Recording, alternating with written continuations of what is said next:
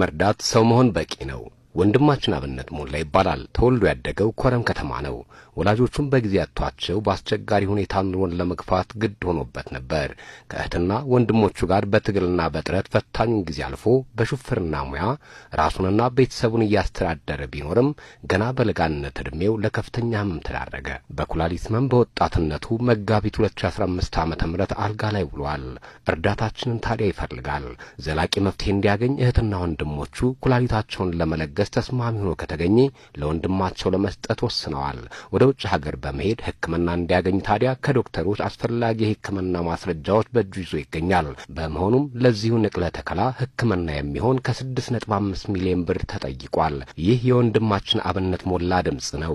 ከ2015 ዓ.ም ጀምሮ ለ3 ዓመታት በእናንተው በወገኖቼ ድጋፍ ሕክምናዬን ስከታተል በዲያሊስ ብቆይም አሁን ግን ከሀገር ወጥቼ እንድታከም ተነገረኝ። የተጠየቅኩት ገንዘብ ከአቅሜ በላይ ስለሆነ የእናንተን እርዳታ ጠይቃለሁ። የምታደርጉልኝን ድጋፍ ሁሉ እግዚአብሔር አብዝቶ ይስጥልኝ ይላል አብነት ሞላ።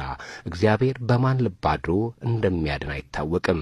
ይህ እስኪሆን ድረስ ታዲያ በሳምንት 3 ጊዜ ዲያሊስ እንዲያደርግ ሐኪሞች በወሰኑት መሰረት ሕክምናውን እየተከታተለ ይገኛል።